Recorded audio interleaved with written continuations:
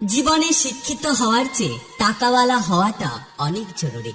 কারণ এখন শিক্ষিত লোকগুলোই টাকাওয়ালা লোকের কাছে বিক্রি হয়ে যায়। মানুষকে ঠকানো অনেক সহজ, কিন্তু ঠকিয়ে যা পাবেন তা হজম করা অনেক কঠিন। অতিরিক্ত আঘাত পেলে মানুষ শুধু হাসতেই নয়, বরং অনেক সময় কাঁদতেও ভুলে যায়।